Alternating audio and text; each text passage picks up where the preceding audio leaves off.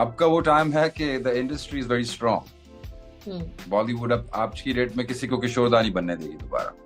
When I said, hey, I have a production house, brand new production house, शायद आपने उसका नाम ना सुना हो, उसका नाम है खालिद नाली music, and everyone said no, हमने नाम सुना है। आपने नाम नहीं सुना था, आपने गाना सुना था। आजकल they're just ripping vocals from different songs, और आजकल जो है रीमिक्सेस, बच्चे नए नए गाने बना रहे हैं पुराने गाने लेके। और मैं खुद सुन के, मुझे एक दिन नया गाना किसी ने सुनाया, मैं कह रहा ये मेरा नया गाना ये कब आया, मैंने तो खुद नहीं सुना।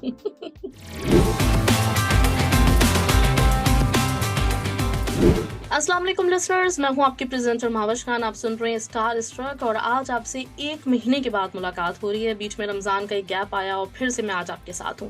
और मैंने सोचा था कि इस बार जब मैं आऊंगी तो आपके लिए पहले एक बहुत ही बड़ा सुपरस्टार लेकर आऊंगी, और मेरी इस ख्वाहिश को शुक्र है अल्लाह ने कबूल किया। और आज मेरे साथ जो स्टार मौजूद हैं, इनके बारे में बोलना चाहूंगी कि एक होते हैं लोगों के फैंस होते हैं, एक होता है कि क्रेजी फैन होते हैं, पैशनेट फैंस होते हैं, उनके लिए कुछ भी करने के लिए तैयार होते हैं। तो आज मेरे साथ ऐसी एक शख्सियत मौजूद है जिन्होंने 20 साल पहले अपनी जो म्यूजिकल जर्नी शुरू की थी, वो जर्नी एक लेगेसी बन गई, जिसको आने वाले तमाम रैपर्स ने ना सिर्फ ये कि उससे इंस्पायर हुए बल्कि उसको फॉलो किया, और उनके जो ट्रेंड है इतने लोगों ने फॉलो किया है कि आप सोच नहीं सकते। आज मेरे साथ एक बहुत ही बड़े सुपरस्टार, सुपर सिंगर, जबरदस्त, हमारे जिनको कहा जाता है king of the rap music, godfather of hip hop and rap music, मेरे साथ मौजूद हैं वन एंड ओनली बोहेमिया। अस्सलाम वालेकुम सर। वालेकुम सलाम। कैसे हाल चाल हैं? ठीक ठाक जी, बिल्कुल। Thank you for having me. अच्छा, सबसे पहले जो एक सवाल मैं आपसे करना चाह रही हूँ ये कि बोहेमिया जो है वो चेक का एक तारीखी इलाका है, और आपका जो असली नाम है वो है रॉजर डेविड। तो बोहेमिया नाम का इंतखाब आपने क्यों किया था? मीनिंग ऑफ द वर्ड, ये एक I think language is French, and if you look up the meaning of the word Bohemia, और आप जब किसी को बोहेमियन कहते हैं तो आप basically you are speaking about someone that does not follow any trend. Bohemian जो लोग होते हैं उनको हम उर्दू में कभी कभी खाना बदोश या इस किस्म के नाम से उनको हम मुखातिब करते हैं कि people that just do not follow जो बनाया ट्रेंड होता है। तो जब ये नाम, ये मेरे किसी दोस्त ने मुझे कहा था कि ब्रो यू आर बोहेमियन, तो मुझे अच्छा लगा था और मैंने अपना लिया।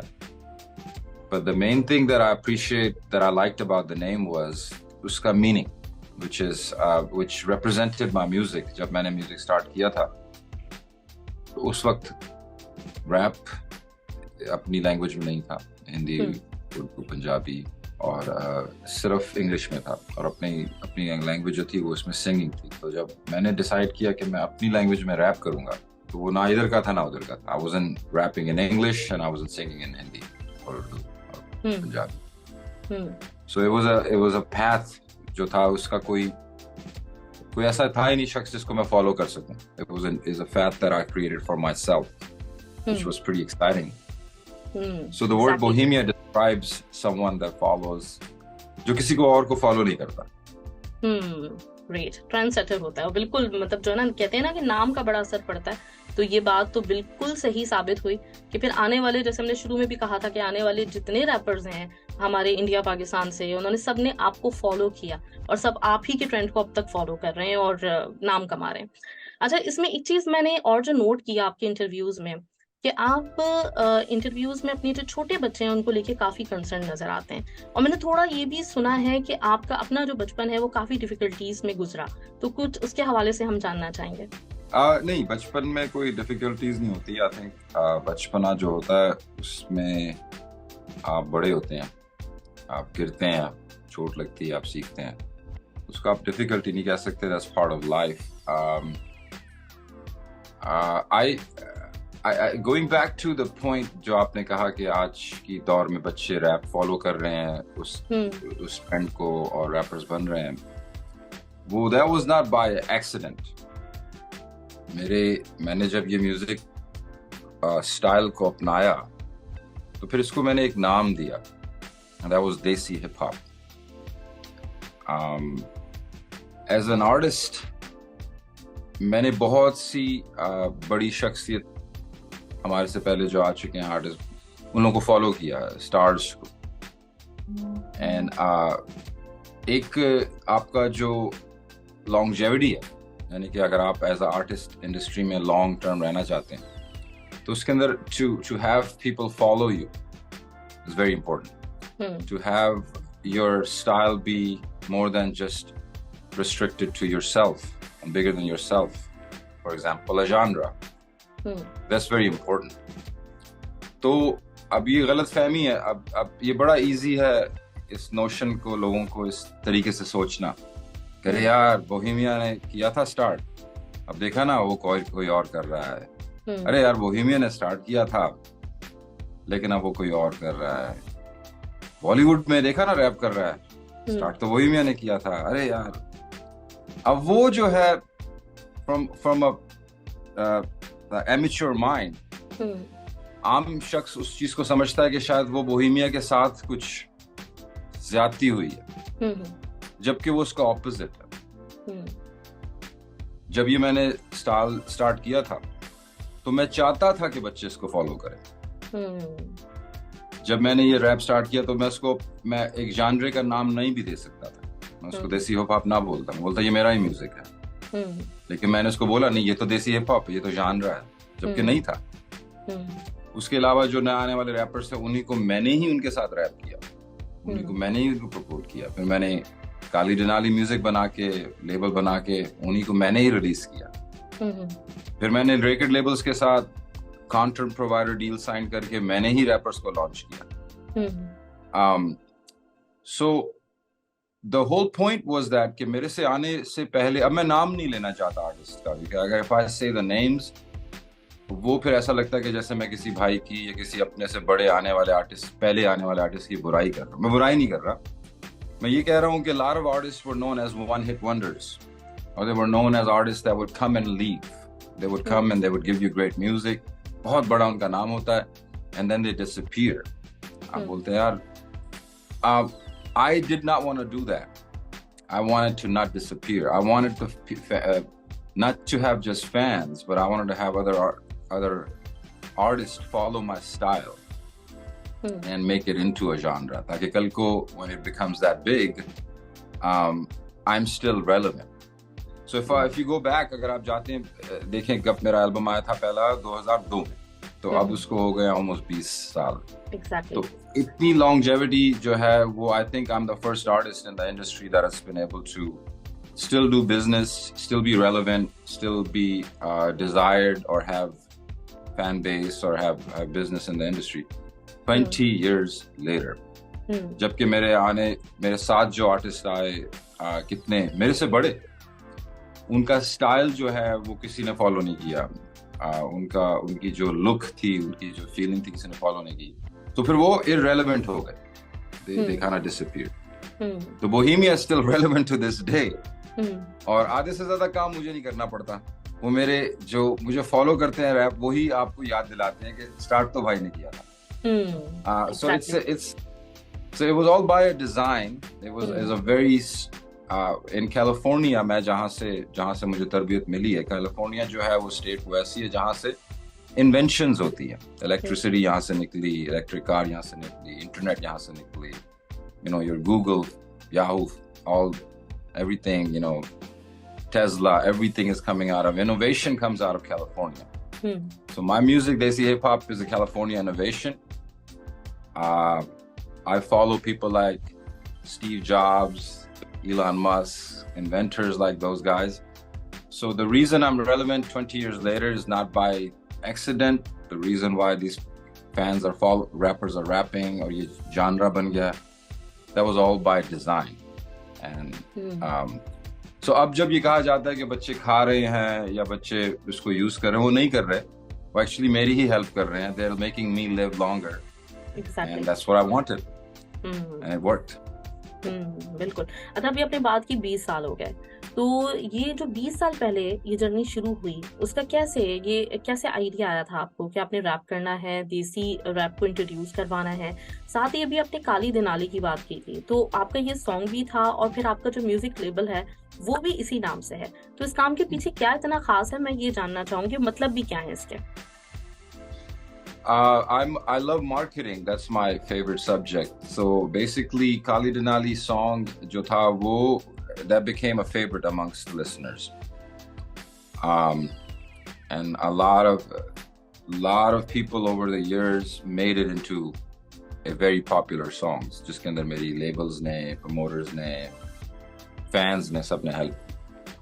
तो जब I wanted to have a production house and I wanted to give it a name जिससे मैं और artist को produce करूँ.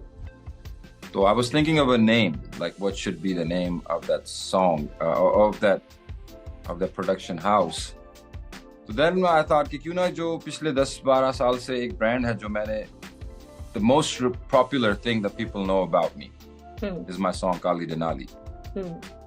So all I had to do is to put the word music next to it, Kali Denali music.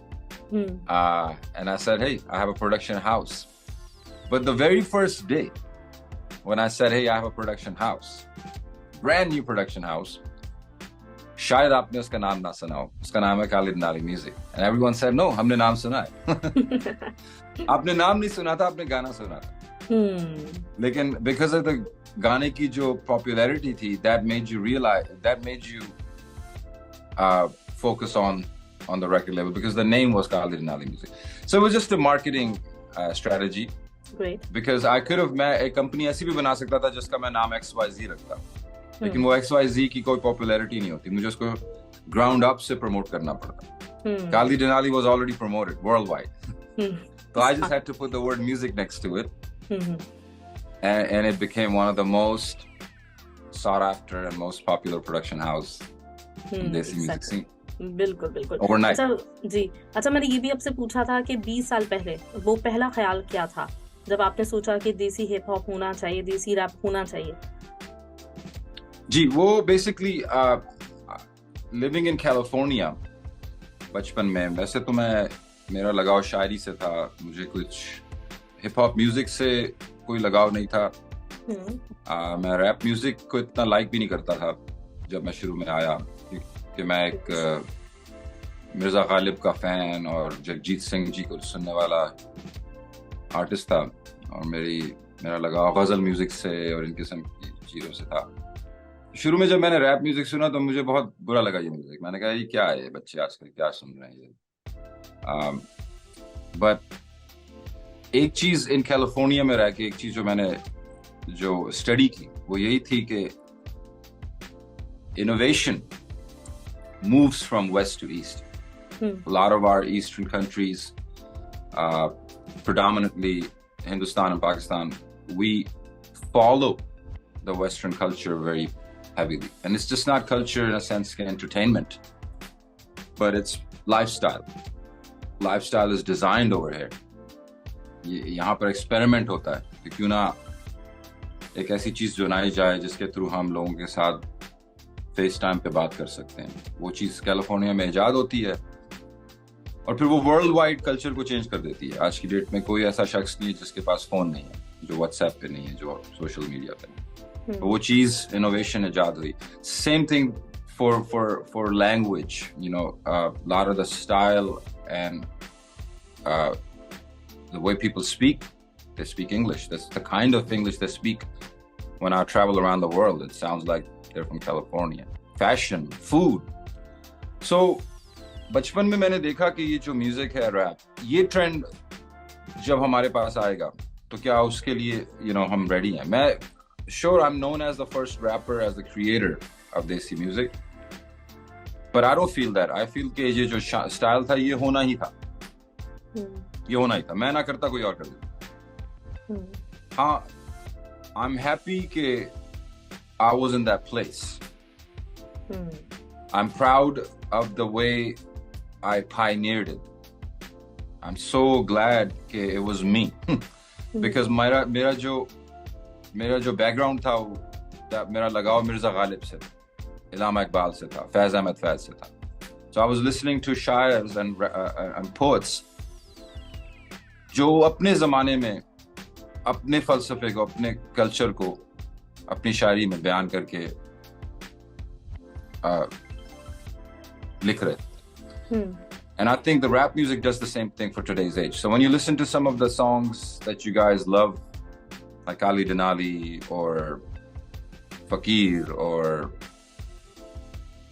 I don't know a lot of my songs, but you know what I'm trying to say. Mm-hmm. Those are cultural based songs, and they initiated how rap music should be done in our language. वो होना था ही. As sitting in California, I saw how everything that happens here first, it happens in our country. Whether it's how we eat, how we dress, how we talk, how we live our lives. So I was just the first one. I saw it. मैंने बचपन में मुझे कुछ शौक नहीं था rap करने का, लेकिन मैंने उसको एज अ प्रोजेक्ट लिया. मैंने कहा अगर तो ये चीज हमारे लैंग्वेज में होती है तो कैसे हो. तो if you listen to my initial albums, I had major decisions to make because I was transforming a genre into a different language, but I was conscious of the cultural gap from Western to Eastern.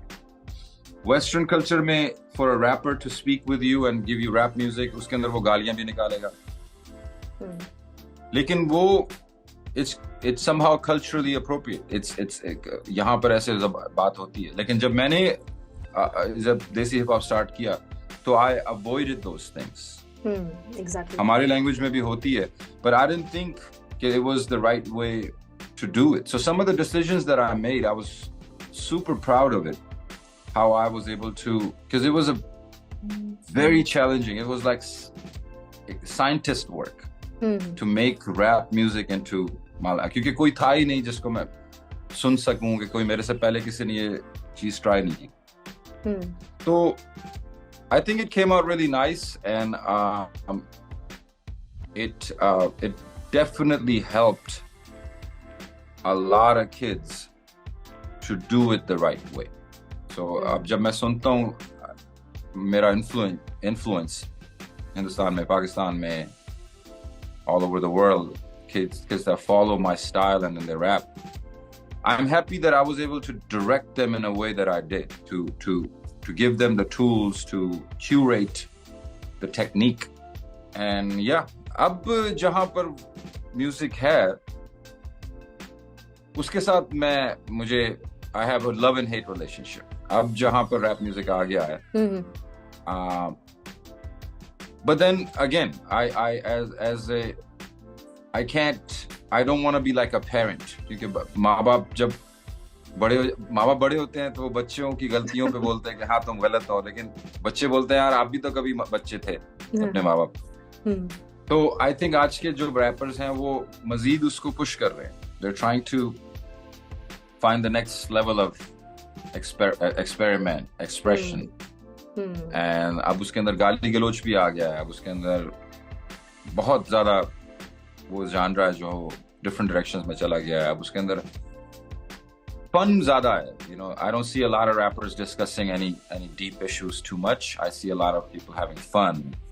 I see a lot of imitation. I see a lot of people doing a really good job at presenting कि अच्छा ये है. जबकि majority of my music was strictly being real to what my life was.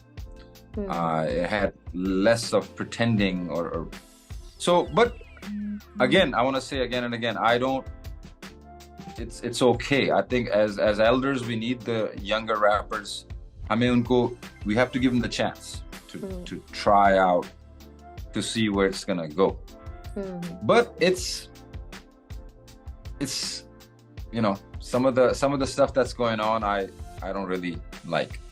बिल्कुल ऐसे ही है. बल्कि सिर्फ आप नहीं, मतलब ये मैं कहना चाहूंगी कि रैप म्यूजिक ना थोड़ा एक बदनाम भी काफी हुआ. मतलब अभी पिछले कुछ अरसे में लोग रैप म्यूजिक को नापसंद करने की जो खास वजह है वो यही होती है कि इसमें बहुत गंदे लिरिक्स होते हैं, बहुत गंदे वर्ड्स होते हैं. तो आपकी ये बात वाकई है, इस पे मैं आऊंगी. लेकिन उससे पहले अभी जो सॉन्ग राइटिंग की आपने बात की थी, मेरे लिए बड़ा हैरान कुन ये रहा कि अमेरिका में रहते हुए एक वो बंदा जिसने रैप म्यूजिक को इंट्रोड्यूस कराया वो अल्लामा इकबाल को पढ़ रहा हो, फैज अहमद फैज को पढ़ रहा हो. और आपके जितने भी मैंने इंटरव्यूज देखे उसमें मैं बड़ी हैरान इस चीज पे रही हमेशा कि उर्दू इतनी अच्छी कैसे है. क्योंकि नॉर्मली ये होता है कि बंदे को ना वो किसी यूनिवर्सिटी भी पढ़ने चला जाता है हायर एजुकेशन के लिए तो एक्सेंट चेंज हो जाता है, लगता है जैसे उर्दू बोलना नहीं आती, लेकिन आपकी उर्दू बड़ी जबरदस्त, बड़ी कमाल है। और ये जो शायर इतने मुश्किल मुश्किल आपने पढ़े अल्लामा इकबाल, मतलब लिटरली मुझे समझ में नहीं आते, तो ये कैसे है? और सॉन्ग राइटिंग में आपके क्या यही इंस्पिरेशन रहे हैं? बाजीचा अतफाल है दुनिया मेरे आगे, होता है शब रोज तमाशा मेरे आगे। जबरदस्त, बहुत आला। Language is something that I'm in love with. जब मैं पहली बार अमेरिका आया था तो मुझे इंग्लिश नहीं बोलनी आती थी, और मुझे अच्छा लगता था कि the way you could express yourself in that language. So I learned how to speak English myself. I didn't learn it from school. I didn't learn it from any, institute. I learned it by listening and talking. बचपन में मुझे घर में मैंने उर्दू बोली,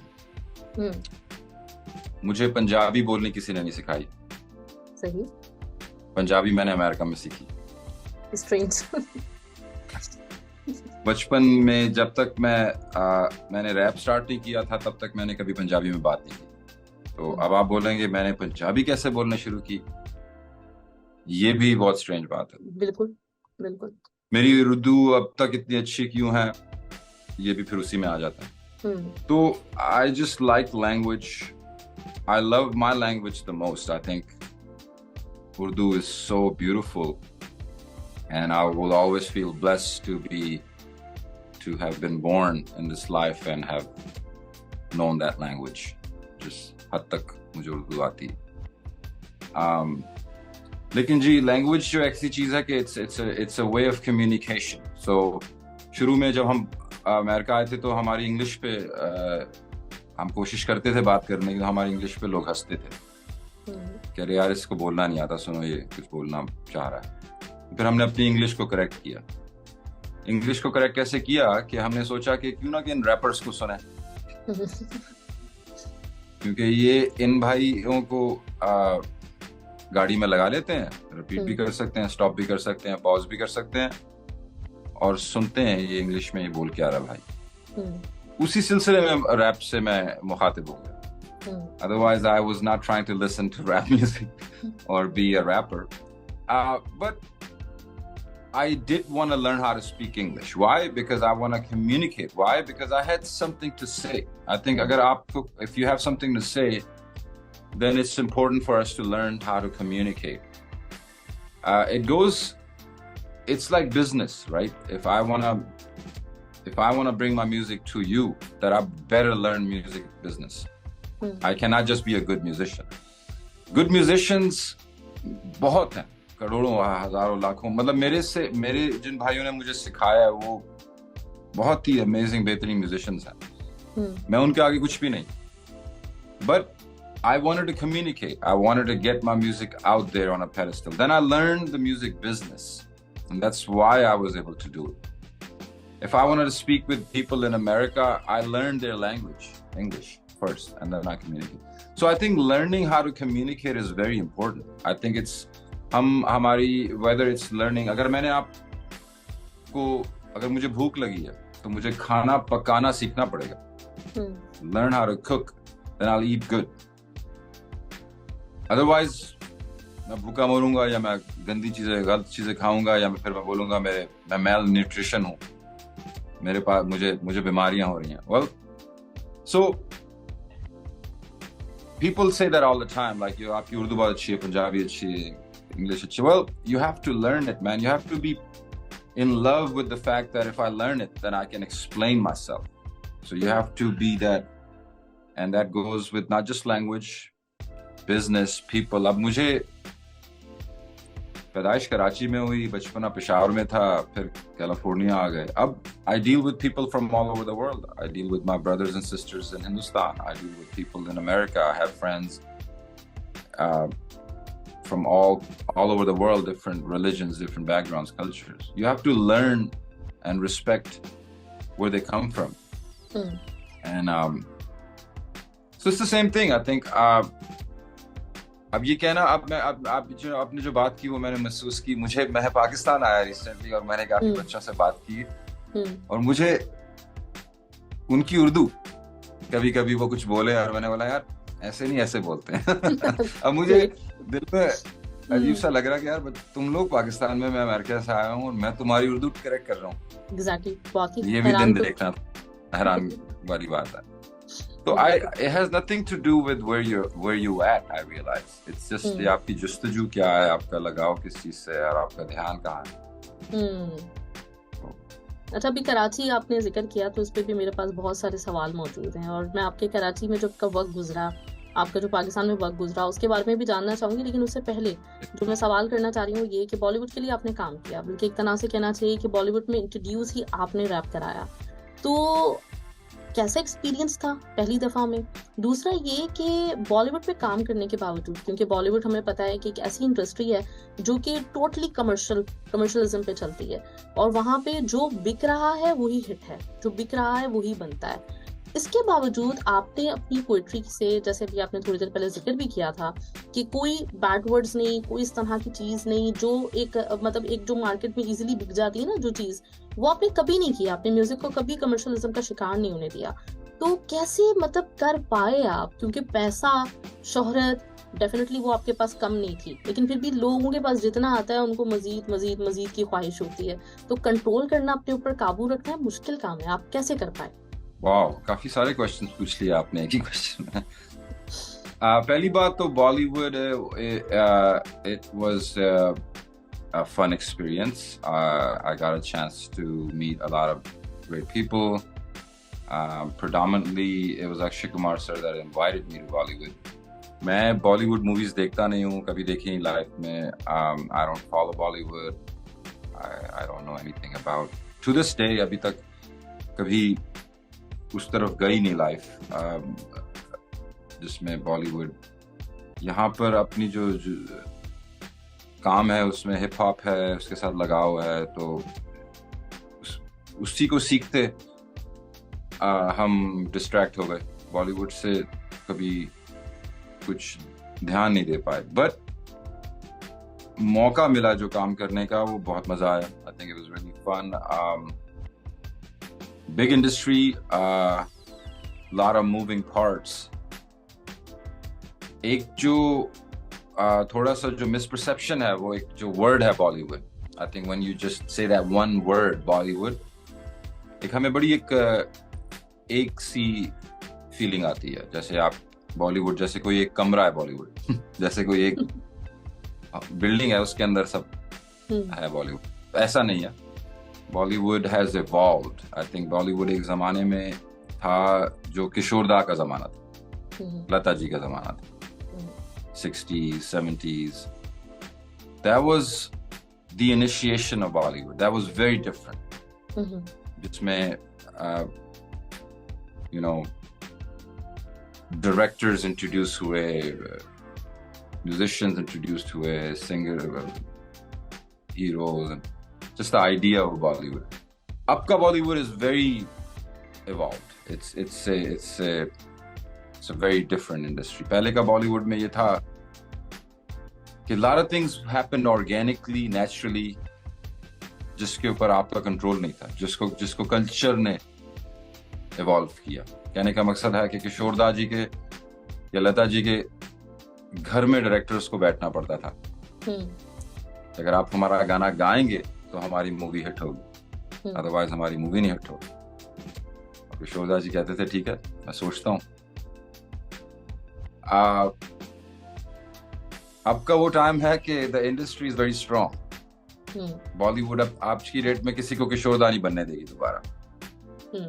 ये तो है। Because they don't want that control where a singer can sit and say कि मैं बनाऊंगा तुम्हारी मूवी, मैं गाऊंगा तो तुम्हारी मूवी चलेगी। So those days are gone. Now Bollywood creates singers.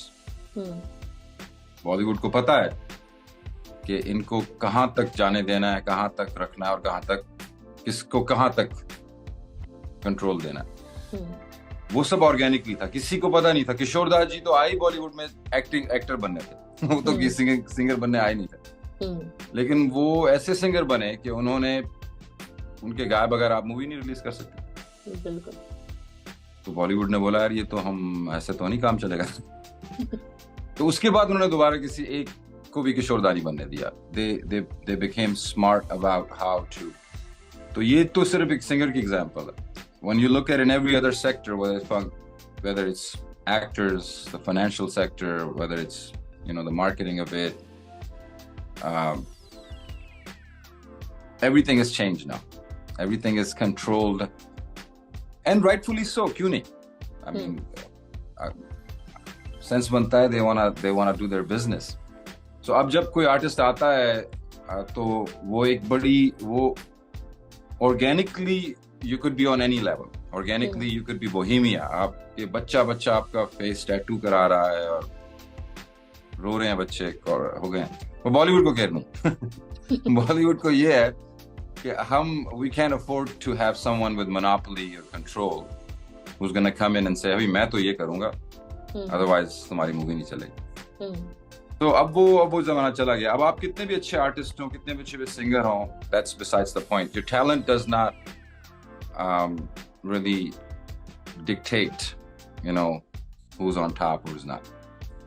It's been 30, 40, 50 साल में it's been evolved to a level where no, it's now they control it, they run it. You respect it, you come, you work, you do your part, and then you stay in your place. But I had no problem. I never felt अभी कितना कुछ हुआ। अभी a lot of people started all kinds of campaigns कि Bollywood, boycott Bollywood and nepotism है और Bollywood में किसी को चांस नहीं दिया जा रहा और आर्टिस्ट। मेरे साथ तो ऐसा नहीं हुआ। मुझे तो the biggest movies giving me a chance and the biggest artists gave me a chance to work with them. Bohemia है, मतलब आपने जो ट्रेंड सेट किया है, डेफिनेटली आपको तो दुनिया में कहीं पे भी हॉलीवुड और हर कोई वेलकम करेगा ना। आपकी और वो I have no disrespect और मैं किसी को झूठा नहीं कह रहा, बट मैं ये कह रहा हूँ कि पर्सनली मैंने whenever I worked in Bollywood, I never faced any issues where people are just. I only got love. I've met so many people that just said, "Hey, we love your music and we want you to rap. We want to listen to you rap." I guess I was lucky like that. I never had any negative experience. अच्छा, commercialise की मैं बात कर रही थी कि commercialism पे इस वक्त पूरी दुनिया चल रही है और उसमें यही है कि आप वो चीज़ बनाते हैं जो कि मार्केट में बिक रही है, और इस वक्त जो सिचुएशन है वो बहुत अच्छी नहीं है। तो उसमें आपने अपने म्यूजिक को, अपनी पोइट्री को इतना बचा के कैसे रखा? I think I made some good financial decisions. जिसमें I'm at a place where जो मुझे अब अच्छा लगता है मैं वही करता हूँ। हर चीज की एक लाइफ होती है। आई थिंक कमर्शलिज्म जो है वो पहले भी था। जब मैं भी इंडस्ट्री में आया हूँ तब भी था। अब रिप्रेजेंटेशन ज्यादा है। आई थिंक सोशल मीडिया ने एक जो फ्लैटनिंग किया है ना, सारी जो मीडिया है उसने सबको फ्लैट कर दिया। यानी कि you can tell what's big what's small. I mean अब मैं अगर ऑनलाइन जाऊं तो अगर मैं एक नया गाना सर्च करूं तो हजारों गाने आ जाएंगे। अब उसमें से गाना किस बच्चे ने पहली बार बनाया है, कौन सा आर्टिस्ट 10 साल से मेहनत करके बना रहा है, मैं बता नहीं सकता। ऑनलाइन उसका गाना भी आ जाएगा, उसका भी आ जाएगा। जिसने आज बनाया उसका भी आ गया, जो पिछले 30 साल से बना रहा है उसका भी आ गया। कोई that's made listener के लिए बहुत मुश्किल है to decide करना कि भाई मैं क्या सुनूं, किसको मानूं कि हाँ ये इसकी सुननी चाहिए या ये नया है इसकी नहीं, इस पे ज्यादा ध्यान ना दो। तो वो एक बड़ी कंफ्यूजिंग एक्सपेरिमेंटल स्टेज है जो कि the technology world, and if it's getting worse. It's now every day there's new apps. आजकल they're just ripping vocals from different songs, और आजकल जो है remixes बच्चे नए गाने बना रहे हैं पुराने गाने देके। और मैं खुद सुन के मुझे एक दिन नया गाना किसी ने सुनाया, मैं कह रहा मेरा नया गाना ये कब आया, मैंने तो खुद नहीं सुना। तो अब तो मुझे मेरे गाने बनाने के लिए मेरी भी जरूरत नहीं। तो it's a very experimental, it's the technology that I would say has changed a lot. Other than commercialization, no, I think that has always been there. Abhi it's just a lot is happening and you can't tell which. It almost gives you a choice paralysis. You have so much to choose for that you just paralyzed. You don't know what to choose. फिर algorithms and marketing जो है they win. अगर कोई बंदा आपके अपने गाने के ऊपर मार्केटिंग करेगा, आप हार जाओगे, आप उसका गाना सुन लोगे क्योंकि उसने प्रमोट ही इतना कर दिया है, उतनी बार आ गया आप उस पर क्लिक कर ही दोगे। फिर क्लिक करके आप बोलोगे यार ये क्या गाना है, मैं क्यों सुन रहा हूँ अजीब सा गाना, ये कोई म्यूजिक है, लेकिन आप सुन रहे हो। फिर आप ये भी देख रहे हो कि उसके ऊपर मिलियंस व्यूज भी लग गए, आप कह रहे हो मैं अकेला थोड़ी, सब सुन रहे हैं। Exactly. क्यों सुन रहे हैं हम लोग, पागल हो गए। हाँ भाई हम सब, तू भी सुन रहा है, हाँ मैं भी वही गाना सुन रहा हूँ, मेरे घर में मेरे सर में भी अटका हुआ, तेरे सर में भी अटका, हाँ रात को पार्टी पे गए वहां पर भी वही चल रहा था। अब so that's the thing, that's the choice paralysis, because you guys, the minute you guys refuse to make a choice, the technology won, they took over, they you know, and that's why everyone, आप किसी restaurant में बैठो, आप बोलो क्या पीना, Coke दे दे, क्यों दे दे Coke? I mean it's very bad for you. I don't drink coke. I don't think kids should drink coke. I think they should drink water. They should drink green tea. They should drink fresh juices. But the minute you sit at a restaurant, you say, "Hi, Coke did it," because you remember it. You have seen their logo so many times. दिन में रक्शे के पीछे भी है, taxi के पीछे भी है, बिलबोर्ड के ऊपर भी है। तो आपको कुछ याद ही नहीं रहा, अब वो चॉइस जो है वो आप नहीं मेक कर रहे। Your mind is at a choice paralysis. You're just thinking the first thing that you remember, and you remember Coke, and Coke did. And फिर आप पीते हैं और आप बाद में आप थोड़ी सी जब आप मैच्योर होते हैं बोलते हैं यार मैं क्यों पी रहा हूँ, ये तो बड़ी गलत चीज है, मैं क्यों पी रहा हूँ। Exactly, बिल्कुल ऐसे ही। अच्छा, आपका म्यूजिक एक रेवोल्यूशन लेकर आया और आप खुद भी अपने म्यूजिक को इनकलाबी कहते हैं, तो इसमें मैं जो जानना चाह रही हूँ कि डेफिनेटली मतलब एक एम था आपका, आपको लगता है कि 20 साल के बाद किसी हद तक वो मकसद आपका जिसके लिए आपने म्यूजिक शुरू किया था वो पूरा होता हुआ आपको दिख रहा है, लगता है आपको कि वो पूरा हुआ?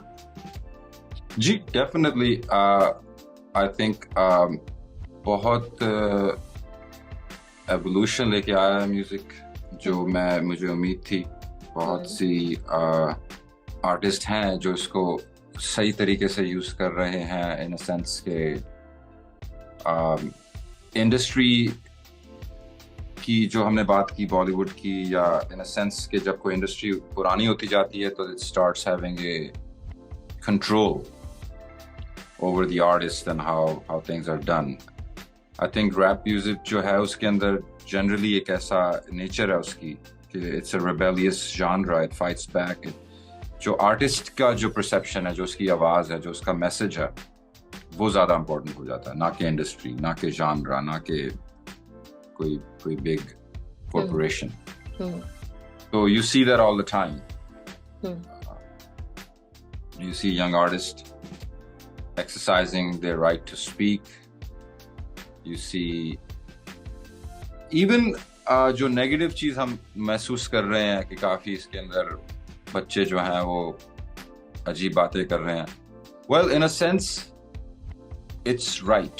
I think we're giving the kids the chance to speak at least. I think at least we're giving the chance to hear what they have to say. जो हमारे older classical genres हैं वो उनका जो फलसफा है वो उसमें फंसा रहता है कि आप क्या वो धुन ठीक से बजा रहे हो कि नहीं। हाँ आपने गलती कर दी, ये सुर गलत लगा दिया, ये ताल गलत कर दी, यहाँ आपने गलती कर दी, यानी कि आपने ठीक से कॉपी नहीं किया, यानी कि आपने ठीक से नकल नहीं की। That's all it is. और अगर कोई बहुत खूबसूरती से वो राग नहीं बजा देता है तो उसने क्या किया, वाह, आपने बेटे बहुत अच्छी नकल की है, आपने बहुत अच्छी कॉपी की है, आपने किसी बुजुर्ग की बनाई हुई राग को सुना दिया है। अब आपको वो समझ आई है कि नहीं आई ये हमें नहीं पता, आपने वो फील की है नहीं कि ये नहीं हमें पता। आपने तो जैसे बस एक एक्सरसाइज की है कि अगर आपको बड़े गुलाम अली जी की कोई चीज गा रहे हैं तो हाँ उनकी तरह गानी। अब उन्होंने वैसे क्यों गाई ये तो हमें भी नहीं पता। और आपको अगर मौका दिया जाए कि आप अपने ओन कुछ गा के हमें बताएं, वो भी हमें कभी नहीं पता चलेगा, क्योंकि हमने तो आपको उसमें फंसा दिया कि आप पुराने लोगों की नकल कीजिए। तो रैप म्यूजिक में आप वो चीज बिल्कुल से खत्म हो गई। कोई रैपर जो है वो किसी की एक हद तक ही नकल कर सकता है, उसकी ज्यादा उसकी तरह के कपड़े पहन सकता है या उसके टॉपिक पे वो रैप लिख सकता है। कहीं ना कहीं आके उसको अपनी सोच, अपना दिमाग यूज करना पड़ेगा, अपनी उसकी क्या फीलिंग है किसी चीज के बारे में वो हमें बतानी पड़ेगी, कहीं ना कहीं उसको सोचना पड़ेगा। So that to me that's beautiful thing about the genre itself. Secondly, just in a sense कि आपने लैंग्वेज की बात की, पंजाबी आके मैंने यहाँ सीखी।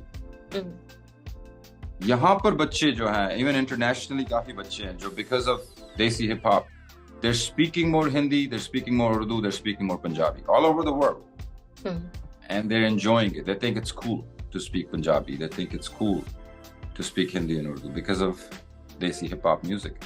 And I think that's good. काफी जो बड़े आर्टिस्ट जिनको मैं लुक अप करता हूँ, they all loved me for that. उन्होंने कहा तूने जो हरकत की इसकी वजह से हमारी जो लैंग्वेज है वो वहां तक नहीं। तो रैप एक ऐसी चीज आ गई थी कि hip hop was the break.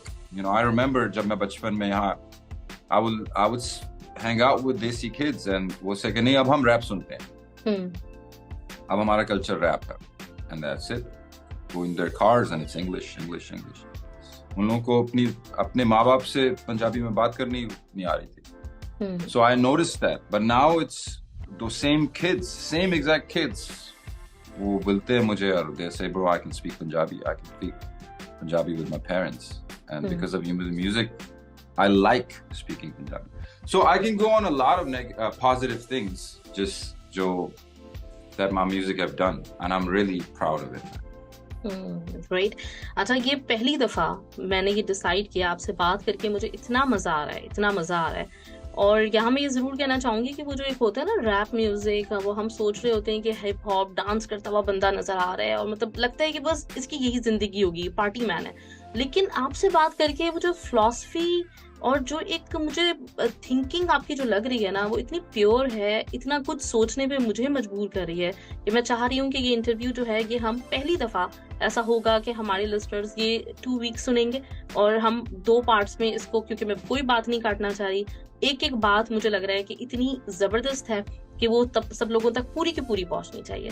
चलिए जी, thank you sir, thanks a lot. बहुत अच्छा लगा आपसे बात करके, बहुत सारी बेस्ट विशेस। Thank you.